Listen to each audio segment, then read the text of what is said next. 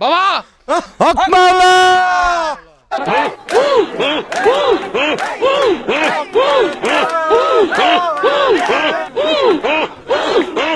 উদ্দেশ্য একটাই, মায়ের দোয়া ক্রিকেট বোর্ড। সরকার 2 মিনিটে বেশি টিকতে পারে না, সেটাই তো, সে দাঁড়াইতে পারে না, তার কি দাঁড়ায় না? আমার জন্য কি একটু হবে? বাংলাদেশে কোনো প্লেয়ার যাতে আর ডাক না মারে, তাদেরকে ফর্মে ফেরাতে মূলত। হ্যাঁ, এটাই সে ডাক হাঁস, ডাক পার্টি।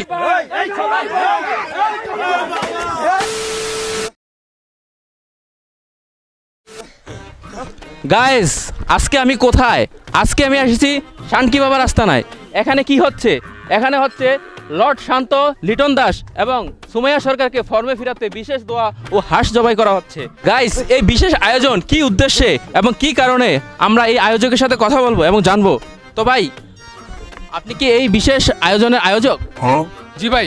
তো কি উদ্দেশ্যে এই আয়োজনটা?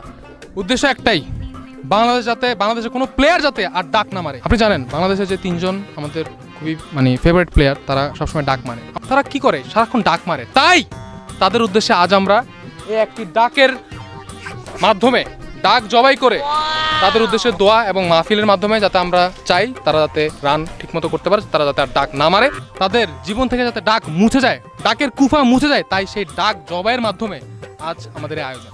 সাথে আছে আমাদের শানকি বাবা। আমাদের বিশ্বাস শানকি বাবা ছাড়া আর কেউ পারবে না তাদের জীবন থেকে ডাকের কুফা ছাড়া। তাই আমরা ডাক জবাইয়ের মাধ্যমে শানকি বাবাকে সেই ডাক আমরা খাওয়াবো এবং সাথে আমাদের মুরিদরা থাকবে, তার অনেক ভক্তরা আছে, তারাও আসবে। তারা অলরেডি আসতেছে গরু, ছাগল, হাঁস, মুরগি সবকিছু নিয়ে। এই বাবার আশেখানটা কোথায় কোথায় ভক্তরা কোথায়? এই আসো।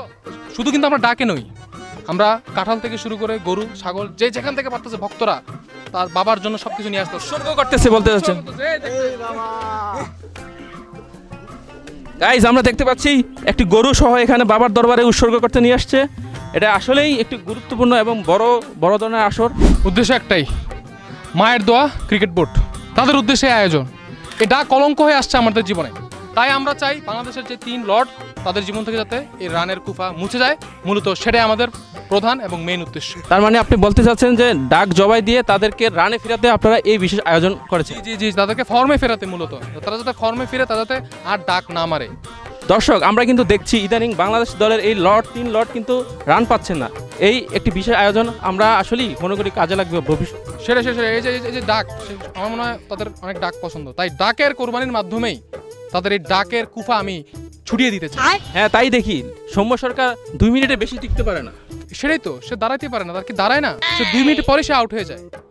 ঠিক আছে গাইস, তাহলে আমরা আরো কি আয়োজন হচ্ছে আমরা দেখি। গাইস, এখানে আমরা দেখতে পাচ্ছি যে খিচুড়ির আয়োজন, কাঙ্গালি পূজার আয়োজন চলছে।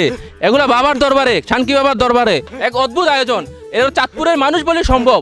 ভাই, এই খিচুড়ির আয়োজন কি বাবার দরবার থেকে? হ্যাঁ, এটাই সে ডাক হাঁস, ডাক পার্টি।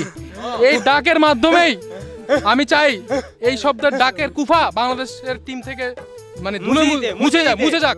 আমরাও চাই দর্শক, আমরাও চাই যে এই হাঁস জবাই, এই কাঙ্গালি পূজার মাধ্যমে বাংলাদেশ দল রানে ফিরুক। এই 3 লর্ড রানে ফিরুক। একটি হাঁসের, আসলে একটি হাঁস না, এখানে অবশ্য 2-3টা হাঁস দেওয়া আছে। আমরা আর কি ডিসপ্লেতে একটি হাঁসই দেখিয়েছি। এই হাঁসের কোরবানির মাধ্যমেই আমি একদম আশাবাদী যে তারা ফর্মে ফিরবেই। ডাক তাদের জীবন থেকে মুছে যাবে। তাদের ইতিহাসে আর কোনো ডাক থাকবে না।